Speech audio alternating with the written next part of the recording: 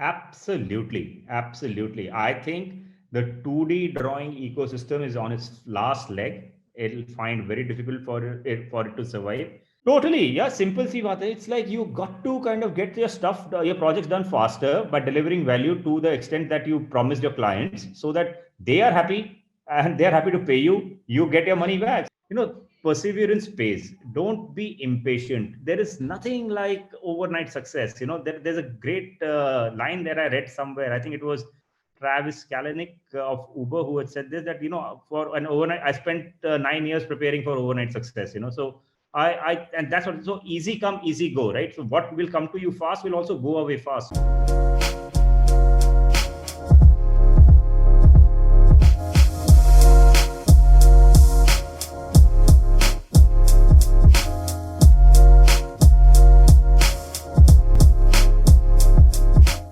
Hey guys, this is Manish here and welcome back to yet another episode of the Arcyan podcast, the podcast all about architecture, tech, design.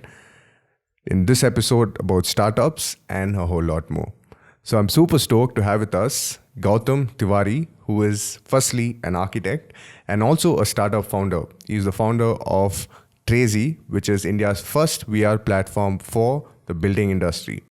It is a product that is now solving the challenges faced by a large number of stakeholders in the building industry using immersive technology and the power of virtual reality. They have won quite a few awards in the startup field, featuring in the top 3 Startup of the Future by NDTV Unicorn Awards, winner of the League of 10 Emerge 50 Products of the year 2018 by NASSCOM, and also won NASSCOM Design for India Design Awards in the immersive category, to name a few. So let me give you a quick background about Gautam as well. Gautam completed his BArch from Sardar Patel University in 1991, and he then went on to pursue his master's in construction management from the University of New South Wales. He has a global experience of over 20 years in the field of architecture and design. Apart from that, he is also passionate about cricket. He is a long-distance runner, a legit long-distance runner, and he's completed a lot of marathons so far. He's a fitness enthusiast and an avid reader. So in this episode, he's going to be taking us on his journey as an architect and also as a startup founder. So you guys will get a glimpse into what it takes to run a startup and also how you guys can get into startups. He also talks about the various technologies that his company deals with, starting from VR, AR, and more. And towards the end of the episode, he shares his tastes, his hobbies, a lot about marathon, and advice for young architects. So for episode show notes, links, and more, head to arcgyan.com/55. You'll also find it in the description below for this YouTube video. And if you're listening to this on Spotify or any other podcast app, you can check it out in the description as well. So let's head straight to the episode and tune in to Gautam's journey. And I'm sure you'll be inspired by the end of this episode. Maybe even start your own startup. Let's go. Hey guys, welcome back to the Arcyan podcast. Today we have with us a very special guest. He is a leader in the VR space and of course in our industry, the AEC industry. This is Gautam Tiwari. Hi Gautam, welcome to the show. Hi, thanks Manish. Really privileged to be here. Really looking forward to this session with you today. Absolutely. It's an honor for me to have you here in this podcast. And let's kick things off, before we venture into the various things, the various accomplishments that you've accomplished over the years and how you founded Trezi and various other unicorn sort of companies. Give us your journey into architecture. How did you get into architecture? Was it something you always do as a kid?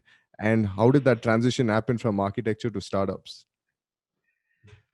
No, actually, I was not. As a kid, never thought that I'd be an architect in my life. So I come from a family of doctors, and like any kid born in the mid '70s, I actually my only dream was to play cricket for India, and this went on till fairly till about class 10 for me. I was part of my school team. I used to play cricket regularly. I was kind of heading towards state level selections, but it kind of coincided, the selection camp coincided with my 10th pre-board exams, and that put rest to my cricketing aspirations, because Okay. coming from a very academically oriented family, I was not really permitted to go and attend a training camp and a selection camp. So, well, at that point in time, when I had to make a career choice as to, okay, cricket is not really going to take off, what do I do? Right. My brother was already in architecture by then. He's an Mhm. architect as well, my elder Right. brother. And I used to help him out with his architectural submissions and things. I had a knack for good handwriting and good drawing. So I used to help him a fair bit with his submissions. So I was not going to be a cricketer. I was dead sure I didn't want to be a doctor. So the next thing that kind of stood there in my list of known professions was architecture. So I decided on doing architecture, and that is what kicked off my journey. But I enjoyed my time. And once I joined, it really was a new sort of way of thinking for me, beyond the regular, very organized Mhm. set of thinkers that I had in my family. Being, like I said, from a family of medical professionals, I really enjoyed my time because it really helped me to start thinking outside the box, challenge the Mhm. status quo, be a non-conformist, if I may say that. I'm a non-conformist with a lot of pride. I wear it on my sleeve and take it Mhm. around. And architecture, I feel, has definitely played a big role for you now as a startup founder, right? Having that sense of design and all that. Yeah, as you would know, I after my architecture, I went ahead and did my master's in construction management. So that sort of a journey, this whole mix of having an architectural degree and a master's in construction management, brought together a very new sort of a thinking in the profession. It kind of coincided with the non-traditional methods of project deliveries coming out in the process of project procurement, as we project managers call it. So I moved from being a creative design professional to a very numbers oriented project planning, organizing, controlling sort of a guy.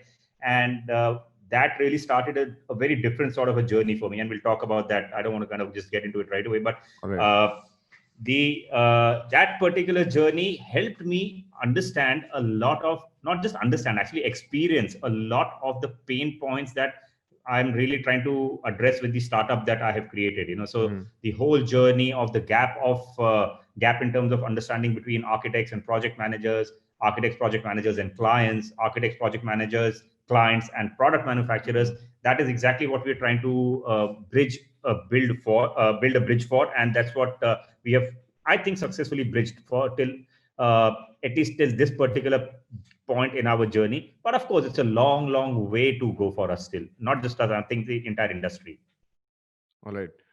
Before we get into Trezi, like, when did you start having this thought of having your own startup? Was it out of frustration? Was it because of the industry you were in, or was it like a series of events that led to this? I think it was the latter, the last point that you made. It was a series of events. I had a fairly successful career progression. So after I finished my masters and before I came back to India, I got the opportunity to intern with some of the largest project management firms across the Asia Pacific region. And once I came back to India, I was part of some leading design and build companies in the country. And each one of these transitions and new roles that I got into during the span of 14 to 15 years actually helped me experience, like I said, experience some of the key frustrations, pain points, gaps that existed in the industry. Not just design profession or construction profession, across the architecture, engineering, and construction industry. Right. And I could have continued doing the role that I was doing as in my last stint. It was a very fulfilling, very enriching, something that really got me a lot of learning and built a lot of credibility for me personally. But there was a point, Manish, and I think there's a point in everyone's career that you kind of really respond to a need. There's a calling, where either you jump or you do not. So I chose to jump at that point in time, in terms of making a difference, creating something that is going to help, that would have been for the betterment of the entire thing. See, it's very easy for us to sit in a conversation of this nature or the kind of casual conversations that we have in our profession and punch holes in the story that, hey, listen, this doesn't work and that doesn't work. And it takes a serious effort to go out and do something about that. And I chose to do something about it. And that is what I'm trying to do with Trezi. Awesome. And this was around 2015, right? Where you made the transition? This was around 2015. So late 2014, early 2015. And the how do I put it? It was, I stepped out of my previous role and I was looking for what could be that technology based intervention in our profession that could really help bridge this gap of expectations between multiple stakeholders in an industry as fragmented as ours. And 2014 to mid 2015, it was all about going out in the search of that particular technology based intervention. And 2015 June, July, our first set of POCs really came out, and towards the end of 2015 we founded the company, and it's just been going on ever since. All right, great. So when I started Aagyan, I was still working in a firm and then building this on the side and then slowly transitioning it into full time, right? Also creating courses along the way. So is it possible for someone to work on a startup or work on something on the side and then go full-fledged if they feel that there is a lot of potential for it? Well, first and foremost, totally depends on our employer, right? It's like how kindly he or she takes to it. I personally feel it's a bit tough, to be honest, simply because uh, the role that we have to perform in an organization that we are a part of, small or large organization, does not matter. It really, I mean, it as much as I do. It's a very challenging, it's a very demanding sort of a profession. So it's practically full time. So after spending 12 to 14 hours on your day job, if you want to still kind of go back home and build on an idea, and if you're that crazy enough, I think it may only be possible then, because it's very rare that you get especially in your formative years in the profession, it's very rare that you get weekends. It's very rare that you get a simple 9 to 5 sort of a job. It doesn't work that particular way. But I think in due course, one can do it. But, I would take a more radical stand and a view on this one. I would say that if you have an idea that you're passionate about, if you're solving a real problem through that particular idea that you're passionate about, then I would urge any person with that entrepreneurial spirit to go out and start building on that idea. Why be burdened by a job, a 9 to 5 sort of a job? Just step out and start doing something about it. I mean, there are enough avenues available now for young entrepreneurs to go out, seek funding, build on an idea. And if you're truly passionate about it, and if you think you're solving a real problem, just go ahead, take the dive, and start building it. Why do it on the side? Just do it full time. Right, awesome. And on that note, could you tell us about your company, Trezi, how it started? SmartWiz X was something which you guys started with and then slowly transitioned to Trezi. So what exactly is the platform? And give us an insight into your startup. Yeah, so this is where all the stuff that we've spoken about in the past 5 minutes really starts to tie together. So when I stepped out of my last stint as the projects head for a leading design and build company across Asia Pacific, again my role was purely project delivery.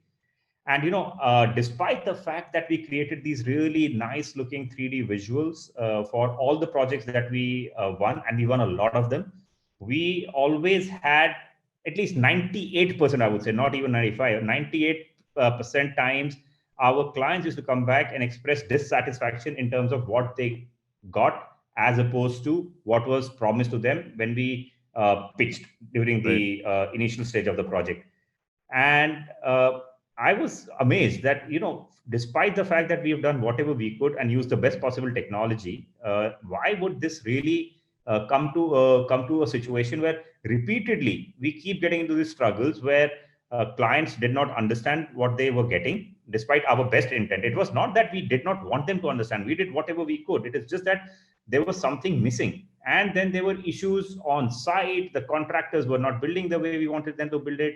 Sometimes the product manufacturers used to send material that was not supposed to be the way we specified it to be.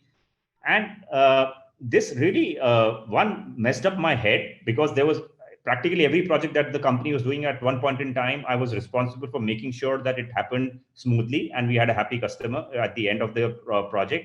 But it was rarely happening. So when I stepped out, I just thought to myself that, the gap in understanding came through because we never realized. So we went with a lot of went in with a lot of passion as architects and designers. We created these fancy 3D Yeah, visuals. absolutely. We took reams and piles of drawings and explained this to non-technical, non-architectural people, non-design folks. So the CEOs and the CFOs were not architects that we were pitching to. So the gap in expectation really was because it was our thought versus theirs, and our thought is, of course, it has taken a long time for it to evolve and become what it became, and for us to be able to kind of, in our mind at least, experience the Z axis. But our clients were not being able to do that. Yeah. So there had to be a way where all of us, every person who was going to be involved in a project, could be inside the design and experience it together, come to a consensus after explore multiple options together. And all of this had to be happening real time, because the methods that we used were extremely time consuming, were extremely inefficient, inefficacious. And as a result of that, if there was a change to be done, we used to dread changes, because those changes, it was not just the cost impact of the change, it was also about the time it took for Absolutely. us to, implement that change first in the drawing, then go to the client, get an approval, then kind of take it to the site. So this technology-based intervention had to be one where people could be immersed inside. This could happen together with as many number of people as were involved in a project, at least key members of the each stakeholding agency, and all of it had to be real time. And as I started seeing more and more technology, like I said, this was around 2014, 2015. Immersive technology was obviously coming to the front at that point in time. There was actually Facebook acquired Oculus Rift for a couple of billion dollars at that point in time. Microsoft HoloLens early version had just come out, and soon they were out with their HoloLens 1.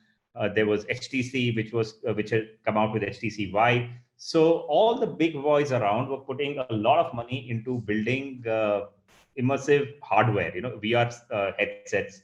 Right. So we also kind of dived deep. And at that point in time, it was primarily more entertainment and gaming sort of an application that was in the forefront.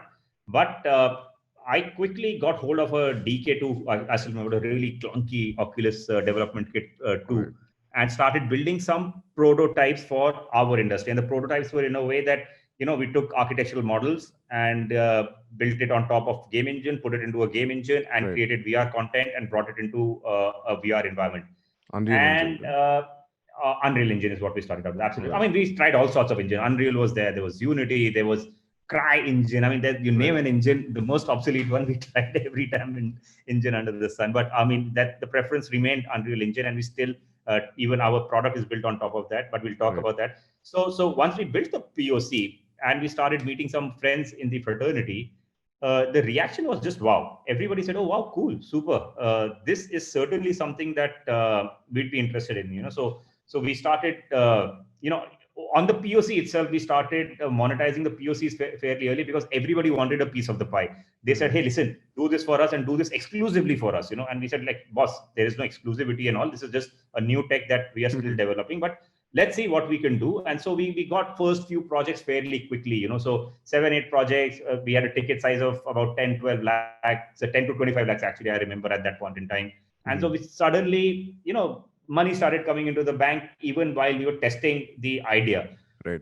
And so obviously there was some interest from investors that came through, and we raised an angel round fairly quickly. But the journey was very clear in my head at that point in time, and it had nothing to do with my understanding of the startup ecosystem now. I was probably, I lacked experience at that point in time, but I should have started the product journey earlier, rather than getting diverted by this whole opportunity to earn money from a services-based approach, which is what we continue to do for 2 years. I do believe it had its value in the sense that we understood a very nascent sort of a technology as well as one could have. And that is what helped us in our product creation, product development journey eventually. You built a portfolio as well. we built a portfolio, we got good customers, we built revenue as well. So I think we did a cool couple of $1 million in the first 2-3 years with this services based approach. But Nice. services business, now I understand, is services business. It doesn't get you the sort of valuation, the multipliers that product Yeah. gets, your new tech product gets you. Uh, so we spent some time doing that, which I think was necessary for us to understand the technology to an extent where we could have built a product out of it. But well, it did take its own sweet time. So from 2015 to 2017, it was purely a productized service sort of an approach that we undertook. Had some great names, did some great projects world over. It was not just an India-based thing. In fact, I took our services-oriented content to the US as well. There was a Nice. conference we attended in the Midwest. It's called the Midwest Conference, where we kind of stood number one amongst the startups there because the Nice. content was just spectacularly cool.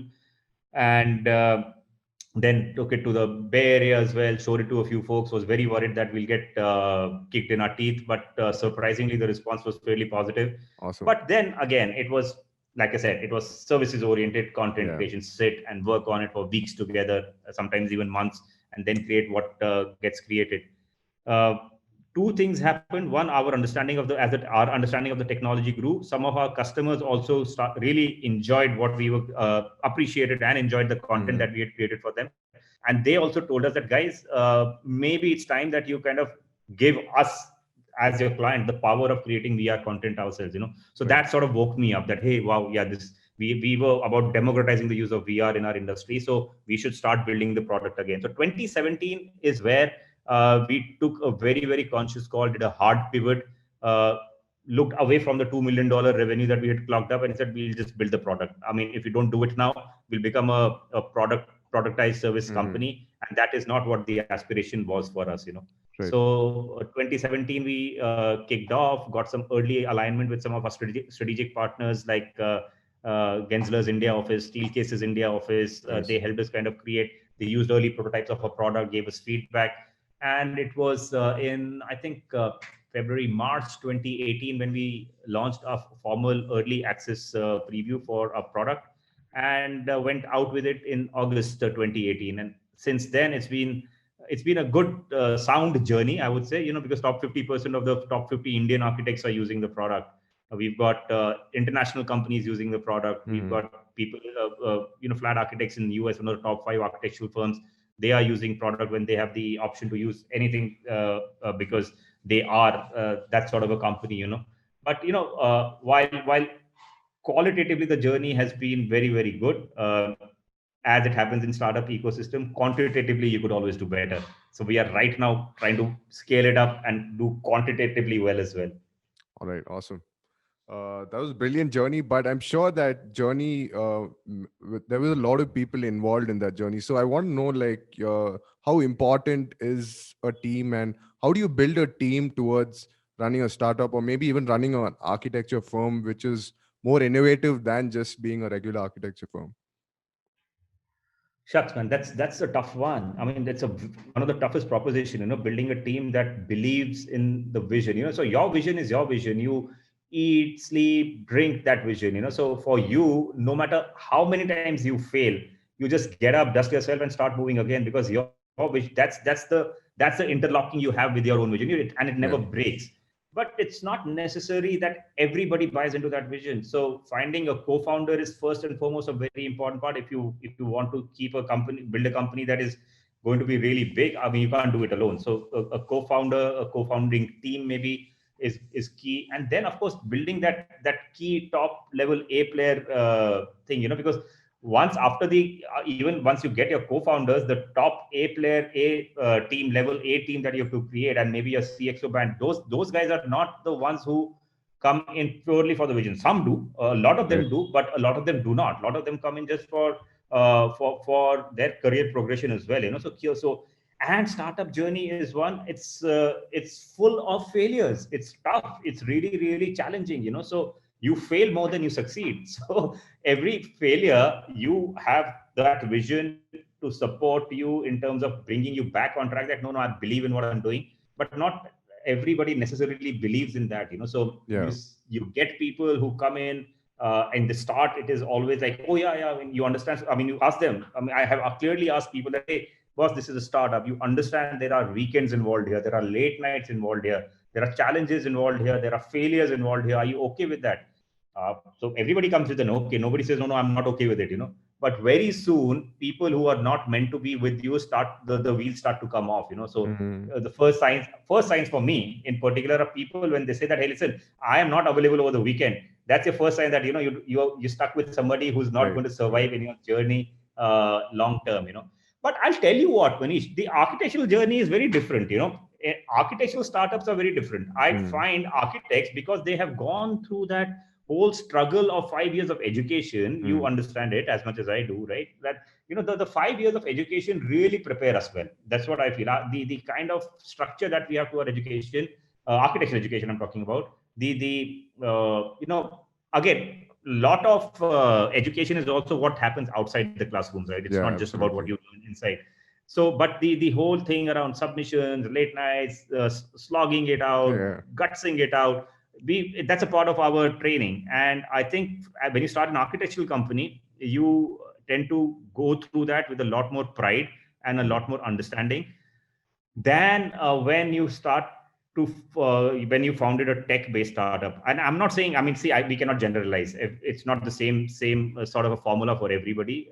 My story might be very different to some of the other stories, but uh, I think my architectural training, my early years as an architect, my early years in the construction industry certainly helped me kind of uh, in not losing focus, because I sometimes joke around with a lot of people that had it not been for the fact that the key members of this company are all architects, we would have probably gone a very different sort of a direction. Right.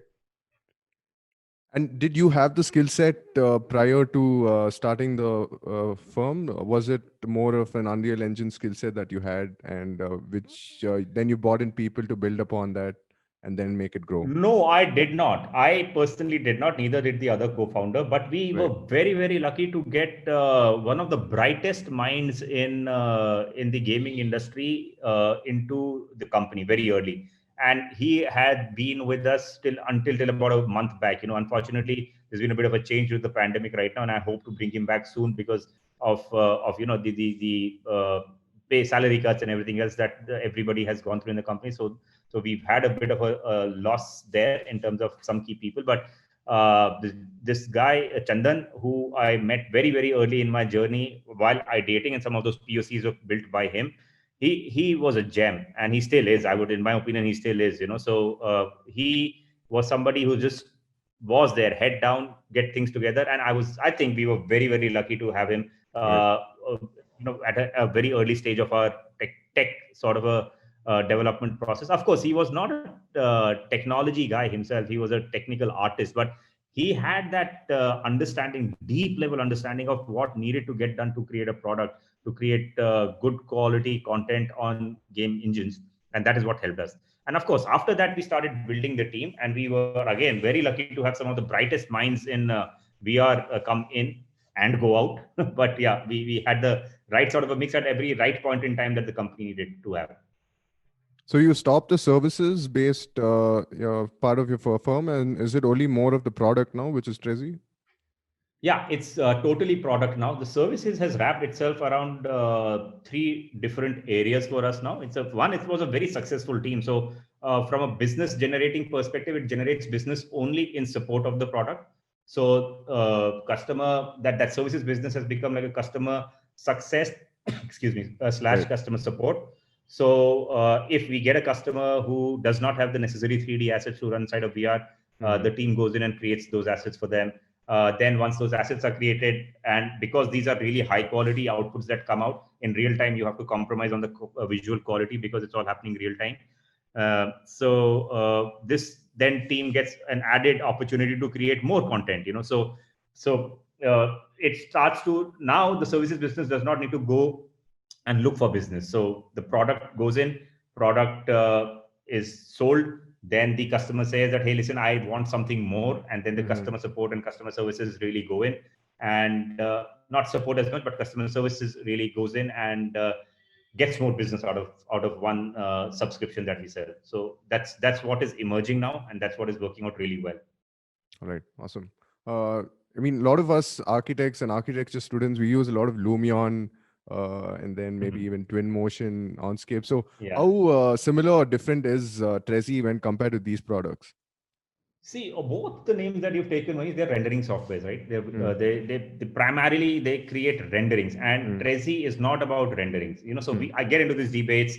I meet a lot of architecture students these days because we started a new initiative called Trezi Academy, and Hmm. we're taking Trezi to students of architecture and coaching them on VR now because Right. that is something that has not been there in our country at all. So.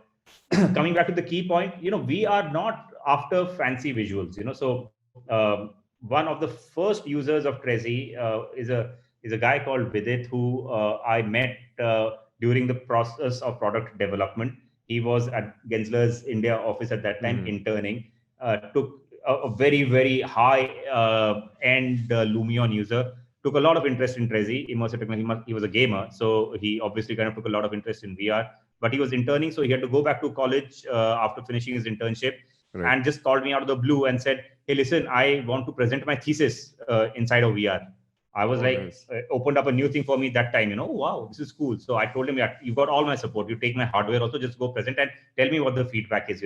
So his jury was like awesome. He said, "Look, boss, I have not had a jury of this nature in my 5 years at all. This is the Hmm. best jury that I've Awesome. ever had because one, I was able to explain my design in a particular manner, and second, I was able to kind of my jurors understood what I wanted beyond the plan section elevation typical stuff that we do, Hmm. and we just got into a debate which for me was like, wow, this is super cool. So now the how would it be different to the software that you said, the Lumion and Twinmotion?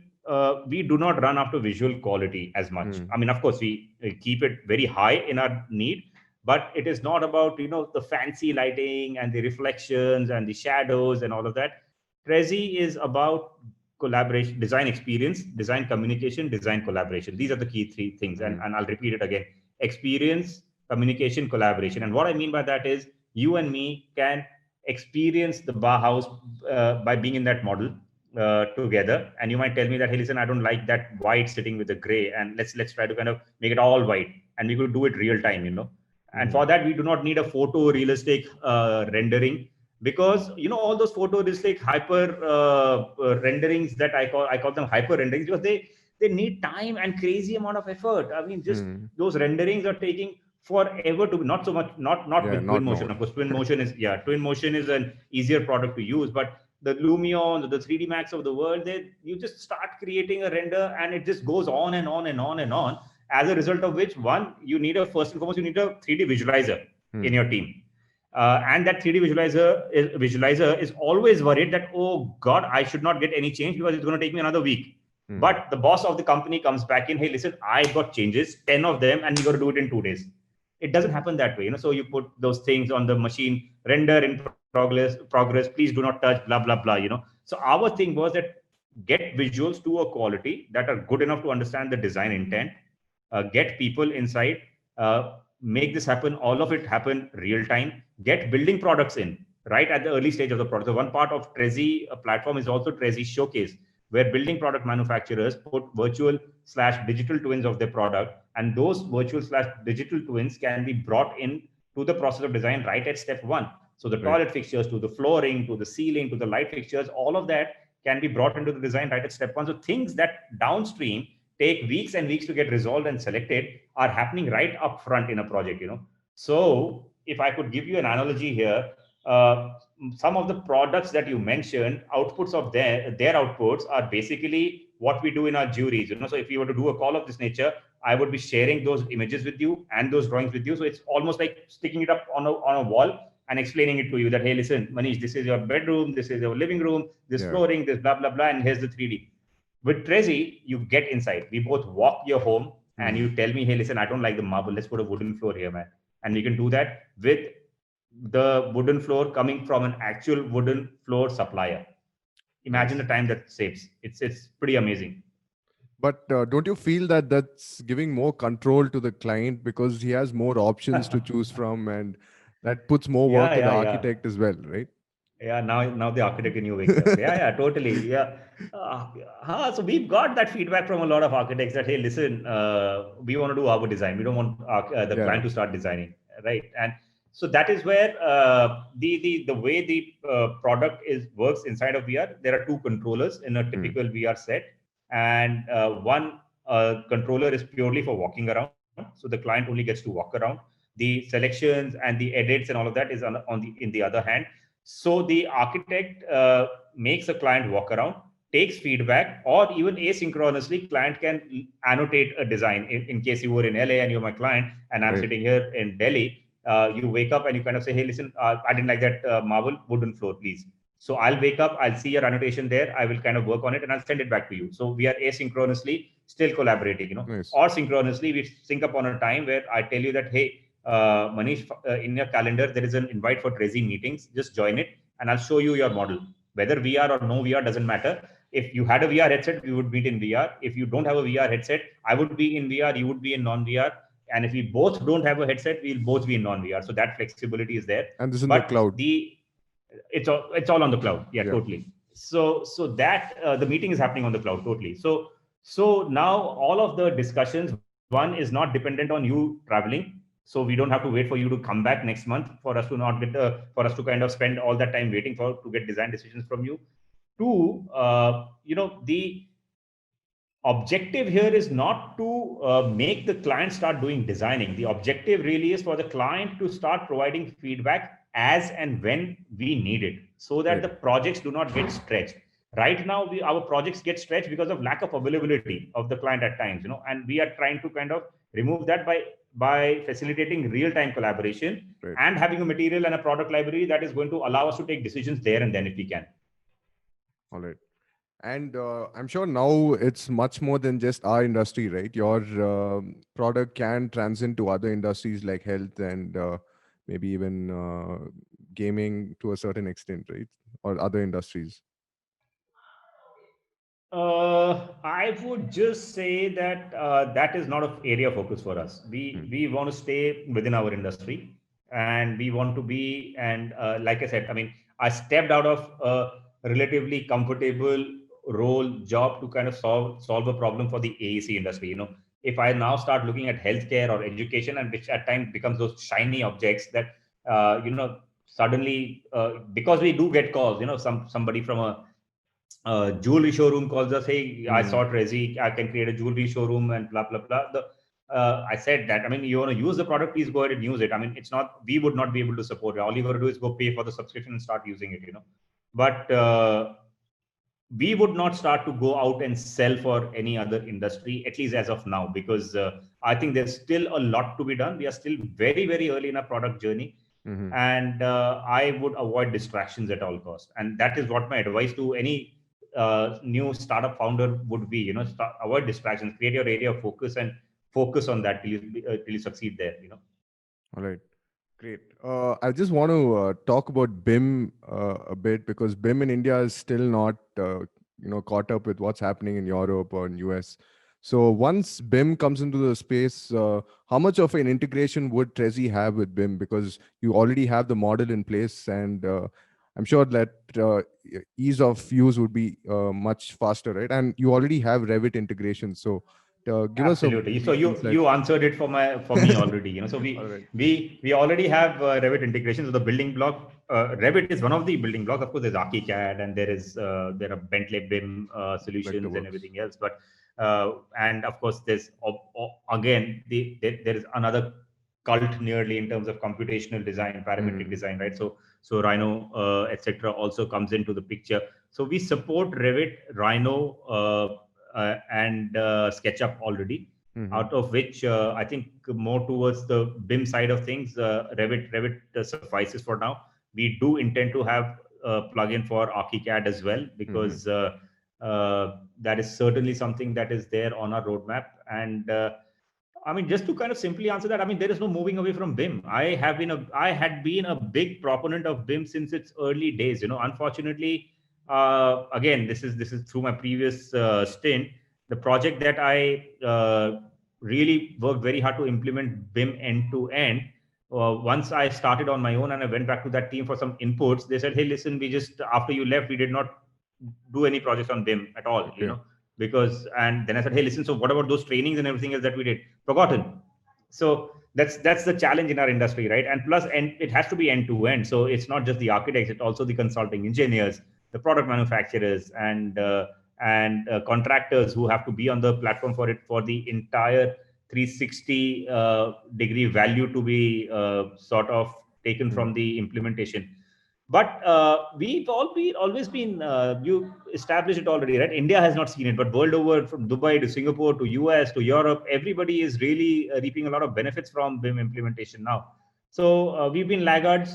So typically now there's a lot of talk about BIM happening when it should really be should have happened 10 years back, in my opinion. But coming back to the question that you ask, Manish, it's there's no getting away from it. I mean, our industry is so fragmented. The fragmentation causes so much of loss of time and cost and effort that we need to have more efficient ways. I Absolutely. find it surprising. I mean, I go to people and talk about Trezi, and I see people who are sitting CAD. on graphic cards that Yeah. shouldn't even be there any longer.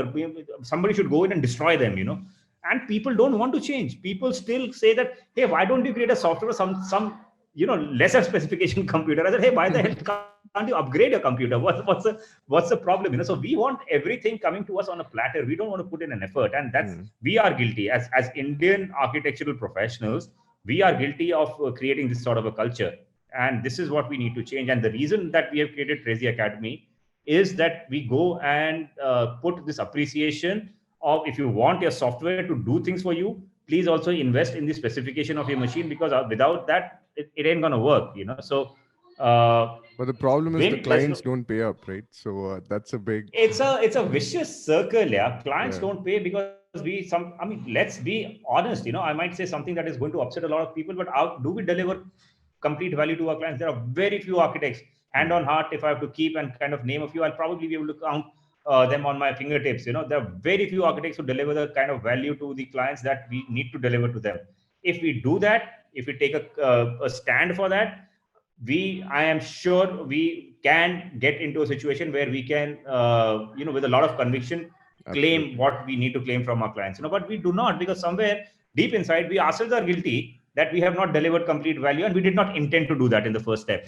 That's that. So people actually go into projects thinking that last 10% is not going to come to me, so I'll just put in my effort till this point in time. After that, I'll stop putting in. And I've had people telling me that, my contemporaries telling me that, my friends from architecture college telling me that. So how ridiculous is that view? It's silly. So you have built a practice or an approach towards design in which you are telling yourself last 10% is not going to come in, so my effort is going to stop at this point in time.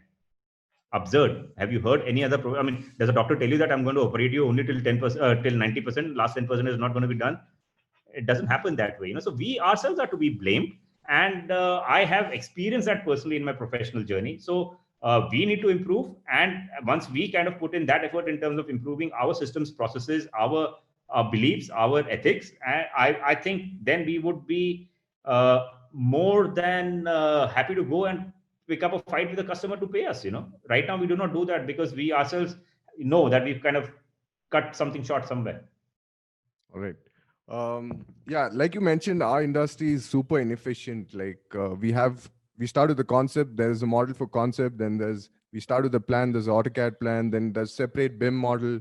So do you think that in the future, maybe now we have like a single model where you can run analysis, you can run estimation, you can run Trezi and do visualizations? Is that something which Trezi is looking forward to, where you bridge the gap between efficiency and inefficiency? Absolutely. Absolutely. I think the 2D drawing ecosystem is on its last leg. It'll find very difficult for it to survive. And that ecosystem it will convert itself into a very 3D oriented ecosystem. And I think Autodesk itself predicted that in its annual report 2 years back. And it identified 6 key trends. 3D modeling was one of them, BIM, growing use of cloud, immersive technologies, Internet of Things, and there was one Generative more, I'm design. forgetting the sixth. That's the 3D oriented only, but Yeah. yeah. So there was these six technologies for the next couple of decades is what or decade or so that Autodesk has itself kind of predicted. So uh, 2D doesn't find a mention anywhere. It is unfortunate that we continue to invest time, energy, effort, and Yeah. some of the I won't name them, of course, but some of the leading architects that I've gone Yeah. to, they just swear by AutoCAD. They find that the money they've spent on Revit or bringing BIM into their office of waste, and some Was of also the them lack of skill believe. set, right? Valid point. I think great point. Yes, lack of skill set, and that is again the effort of Academy, Trezi Academy, is to kind of create that skill set that Mm-hmm. student go out prepared with an understanding of immersive technologies, with an understanding of how to create VR content, so that when the professionals are hiring them, they see that, oh, now I don't need to worry about not having a person in my role to use Prezi or immersive technologies. So I have somebody who's come out from college prepared, and that they will find it easier. So that will complete the entire loop for us. I mean, that's my bias that I'm building that entire Tracy Academy ecosystem with. But Manish, I think the biggest challenge that is going to be addressed is going to be around changing the mindset. Mm-hmm. The mindset is what I'm talking about. So while I'm kind of really picking on people not changing themselves and not really working hard enough in terms of understanding the needs of new technologies, and as a result of which the upgrade in hardware that's required, citing examples like clients do not pay and blah blah blah. I think there are some architects who have actually spent time upskilling themselves and Mm-hmm. having an appreciation for this too. So it is not that people do not appreciate it, but unfortunately, the number of people who appreciate it and do something about it is unfortunately lesser than those who just kind of are stuck in the same old mundane and obsolete ways of working, because their practices are a success, because the clients seek them out, and well, they have in their processes just plugged in the fact that their businesses will succeed with the 90% payments that they collect that we spoke about. Awesome. Also, Gautam, I just want to talk. You mentioned about service and product. Do you feel that more architects would orient themselves towards a product based business? Maybe at least in terms of upskilling themselves and learning coding and creating solutions for their own firm, or maybe solutions for the industry in general. Do you feel there is a future where architects, you know, turn towards the coding and computational way of thinking? Yes, I certainly think so, and I have seen some really bright architects doing that already, and doing some really fabulous work. Uh, they will, of course, a lot of them will code or build solutions which is going to be applicable for their own practices, and it will to provide them competitive advantage. It will rarely be something for the betterment of the industry. Mm-hmm. So one of the reasons that I started this venture out was because I thought that if there has to be technology based intervention, it has to happen from within the industry. Mm-hmm. We cannot continue to be in a situation where outside of industry software engineers create solutions, come Yeah. to us and say, hey, listen, this is what your industry needs, and that is what we've been guilty of. So I foresee a lot of that happening. Like I said, some folks, some really bright architects, young architects have started doing that already and very successfully, and I'm really really thrilled to see that.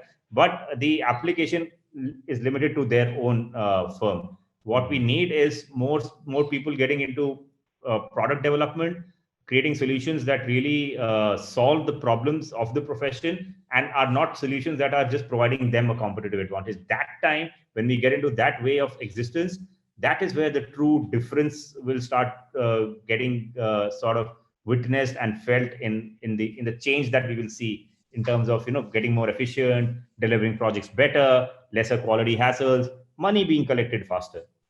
And the ROI for an architect increasing eventually. Totally, yeah. Simple see baat hai. It's like you got to kind of get your stuff, your projects done faster by delivering value to the extent that you promised your clients, so that they are happy and they are happy to pay you. You get your money back. So ROI is simple. You deliver value, you get value, and collect money. Do more projects. No, instead of doing 5 projects a year, do 15. Brilliant. All right, Gautam, what is the vision for Trezi? Where do you see Trezi going? Do you see it as a global brand where a lot of countries are going to be using Trezi? And do you also feel that Trezi is going to be venturing into other spaces? So, answering the second question first, no, I don't think in the immediate future, in the next 10 years, I see Trezi venturing into other industries and spaces. No, I do not think so, because our industry is vast enough. It's a $10 trillion industry. There's enough mess to clear in this one. And Trezi will have more and more offerings for this industry, but and will be very verticalized in his approach, is what I feel. I could be wrong, because in my 5 years, I've learned in the startup ecosystem that you should not be putting your money too much into your vision, because things change so fast and you kind of end up eating what you said. But if you ask me, and if I did not have to change, if I had the luxury, I had the money, I had customers, I would still be solving problems vertically focused in the architecture, engineering, and construction space. But coming to the first one, what the vision is. So I'll build on this point only, that in 10 years, I see Trezi to be the platform, the preferred platform for the building industry, where you would have every stakeholder professional involved in the process of design or construction, building products, education. Trezi will be the go-to place. So architects will find potential interns and hire people from here. Interns and students can find work from here. People, they will, once they go into practices, they will this will be their go-to platform to work on. So and then product manufacturers will sell their products using this particular platform. So that's my 10-year vision, and not just in India, world over, of course. Brilliant. All right, Gautam, thanks for a fantastic session. We'll quickly jump to the quick fire round. I'll ask you a couple of brief questions, and then we'll wrap it up. All right. Sure. Who has been your mentors, throughout this journey, or who have stood by you, or someone who's inspired you as an architect and as a startup founder? So my inspirations have not always been in my line of work. My inspirations have been different sorts, but so just to kind of pick up mentors who I kind of really look up to and go back to whenever I have issues. So very early in my architectural career, I used to work with a gentleman called Rajiv Agarwal. I think he was my first real mentor in that regard. He was somebody who I exchanged a lot of ideas with, in terms of asking him what should I be doing my masters in, and kind of validating the thoughts around getting to do masters in construction management, amongst various other courses that were there. And at that time, masters in urban design and masters. There were some favorite courses that used to happen, and masters in construction management was never one of them.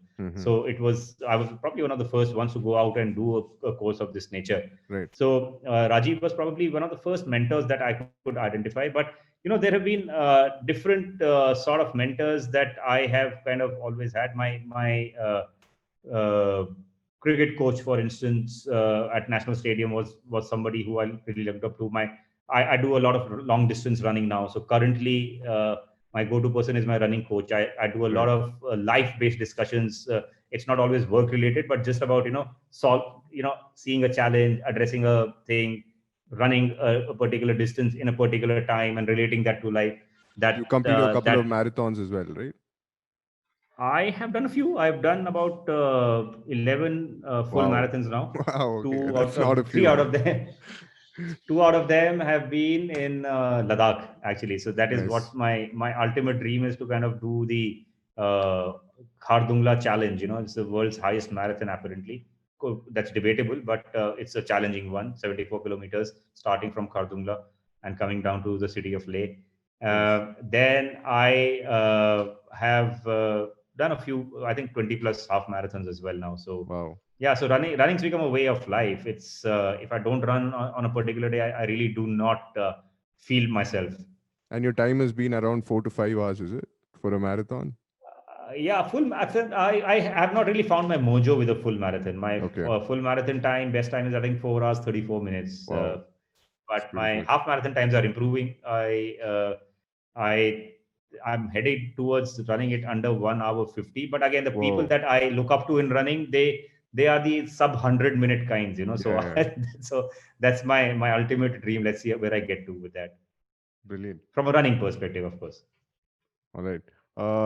What does your daily routine look like as a founder? Like now, of course, we have the pandemic and the lockdown, but maybe Mm. something before that. So my routine has not really changed. Something that I have even maintained during the pandemic. Of course, during the 3-4 weeks of absolute lockdown, there was Mm, no other 5 weeks of absolute lockdown. There was no stepping out. But mm. I start my day very early. I start my day at 4:30 a.m. Wow. I get up, get my daily chores done. I finish my cup of coffee, and by between 5 to 5:30, depending on which season you are in, because Delhi tends to get very cold during winters. So if it's summers, I start to step out at 5 a.m. If it's winters, more like 5:45, 6 a.m. I'm out for a run. I finish my run, my strength routine, and all of that. I'm done with that by 7:30, and I start my work by about 8, and then 8 to about uh, I think 6:37. I am just totally on the job, Wow. and 7 I shut down. 7 I start shutting down consciously. Finish my dinner by about 7:30, 8 at max. I spend a lot of this time between 7 to 9 with my kids. A lot of horsing around, fun jokes. They're both turning out to be good musicians now. Kind Nice. of sing a song or two with them before I go to bed by 9, and that's my routine. That's clockwork. It's been that way for the last 6-7 years. But I'm sure in the starting of the startup journey, those the timings would have been later, right? Maybe midnight. So like I said, I'm talking about since 2017, 2018, 2017. This has been like clockwork. But before that, it's been all nighters. I mean, I still do all nighters if I have to do. There are Okay. times when it comes up. So, and in construction handover times, I have stood on site for weeks and weeks together.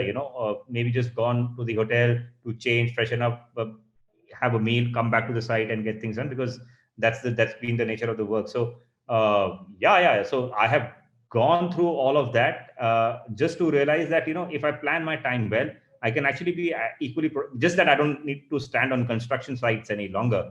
I need to be with the development team or the services team to deliver what we have committed to the clients, or be working with the founding team to ensure what is the to develop the next path and roadmap for ourselves.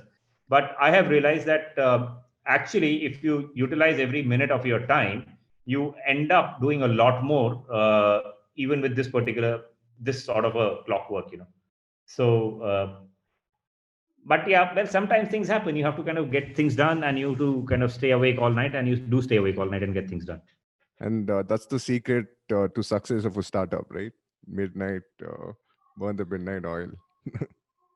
uh Mixed bag to that from me. I certainly think you need to spend a long hours. So you have to be at work, d- despite whatever you might be doing. So if you have to succeed as a part of a startup, that to a new tech idea, new tech product, you are at it all the time. No matter whether you're running or you're meditating or whatever you're doing, in your mind what is running is your startup. How you going to What's the next thing, what's the next plan, what's the next big move that you're doing, what's the next round of funding, who are the next investors. All of that is with you all the while. There is no running away from that. So if you think that, hey, listen, 8 hours I'll think about my company, and 8 hours I'll sleep, and 8 hours I'll do something else, it Yeah. doesn't work that way. Whatever you're doing, you're all consumed with it totally. So some of the best ideas that I get sometimes are when I'm running. I'm just on my own. Mm. Academy got created, Resi Academy, the idea, while running. Mm-hmm. It's not, when I say that I'm running or I'm waking up at 4:30 a.m. and switching off at 7 p.m., it's not that my mind has turned off from the work. The work Mm. still kind of keeps going on and on and on. So there is no getting away from your startup, man. It has to be, you have to be all consumed by it. Otherwise, this is not a 9 to 5 job. It doesn't work that way in startups. Right. Since you're an architect, who are your favorite architects? Who would you consider your favorite architect?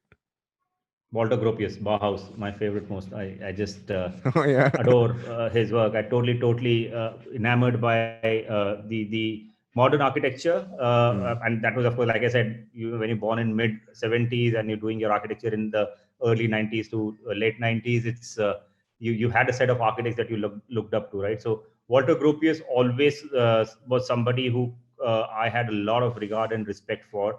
And I actually studied a lot of his works. I had a great liking for Louis Kahn's design vocabulary. I really, really admired that.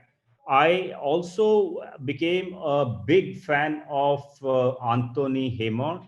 He worked with Frank Lloyd Wright. I think he worked in the 40s or the late 30s, 1938, 39, worked on the Imperial Hotel with FLW in Japan, in Tokyo. And then he came, and not many people know this. There's a building in Pondicherry called Golconda. He created a building called Golconda in the heart of Pondicherry, and it's a building where the external skin totally opens up. It's beautiful. It's spectacular. Responsive architecture. Example of responsive architecture. Modern materials. Use black Kadapa as flooring. Ferrocement louvers. Opens up completely. Cross-grained. You don't need any sort of air conditioning in that building at all. Fabulous work. It's if you, after this interview, just kind of go and look up that building. It's I'll be adding it as well. Spectacularly cool building. So he became somebody I followed a lot. And in the current lot, I've got two real favorites. I really, really admire Bijoy Ramachandran, 100 Hands. I just have absolute regard for him. He's one of the first Trezi users, one of the biggest champions for Trezi. It's his third year of use for Trezi, and every time he renews, it's a sense of pride for me, that Bijoy uses Trezi and speaks highly about it. And then there is somebody who I trained under many, many years back in 1994, Anupam Bansal, ABRD Architects. They are also a prime example of how, an architect from that particular era, when he's senior to me, he's 5 years senior to me, 6 years senior to me, how somebody keeps up to speed with latest trends and upskills himself and continues to deliver value to his designs, his projects, and his clients. So Anupam Bansal is somebody I have a lot of regard for as well. All right. Brilliant, Gautam. And my last question to you would be, there's a lot of frustrated architects and frustrated architecture students in particular.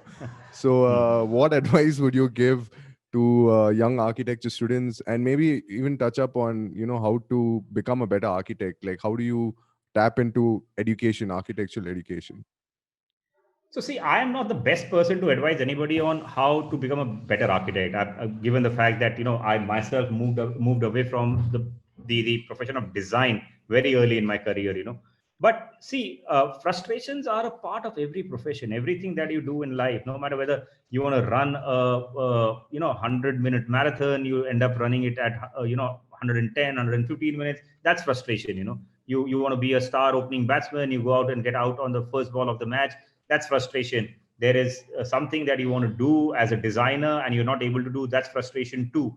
So my a very general level sort of a advice to any young professional would be, perseverance pays. Don't be impatient. There is nothing like overnight success. There's a great line that I read somewhere. I think it was Travis Kalanick of Uber who had said this, that, for an overnight, I spent 9 years preparing for overnight success, so and that's what, so easy come, easy go, right? So what will come to you fast will also go away fast. So do not ever be blinded by quick success, quick money, quick recognition, because good sort of credibility, reputation, work, understanding, all of that comes with practice, effort, that you put into your way of being. And it could be anything. You could be an architect, you could be a runner, you could be a cricketer, you could be a poet. You have to, the 10,000 hours philosophy, right? You have to put in the hours, you have to learn, you have to persevere. But persevere, have a clear plan, and work towards it. Frustrations are going to happen. There is absolutely no chance. Frustrations will happen in whatever you do in life. Yeah. So learn to embrace frustrations and keep moving forward. That's my only advice, and it works. I'm telling you by personal example. Had I given into my frustrations, I wouldn't have been sitting here and talking to Manish right now. I'm absolutely sure about that. And embrace technology as well, right? Oh yeah. Oh, absolutely. Please embrace not just technology, embrace change. Don't think that what you did 10 years back is going to hold good for you 10 years hence. It is always be. So I remember a line, another one I'll quote from Alvin Toffler, another favorite author of mine. Alvin Toffler said that the illiterate of the 21st century is not somebody who is not educated, who can't read or write. The illiterate of the 21st century is going to be that person who cannot learn, unlearn, relearn. So you have to embrace the whole process of unlearning and relearning. If you do not do that, the times are such that what you're learning right now is going to be obsolete in 2 years, man. Yeah. So yes, absolutely. Embrace not just technology. I think as a concept, be embracing towards change. Be willing to change, and not just once, for the rest of your life. Brilliant. Thanks a lot, Gautam. I think we had a high value packed session with you, and I'm sure it's going to inspire a lot of architects and a lot of listeners in general as well. So thanks for coming on to the Archion podcast, and I hope to have you in the future as well and discuss more about technology and Trezi and your life in general. Will be my pleasure, Manish. It's been wonderful, really high energy, as you rightly said. And every time I come into a session like this, it's learning for me as well, because I end up seeing something that strikes me that, hey, listen, oh, this is cool. I should implement it more. So thanks so much, and really appreciate your time and calling me here today.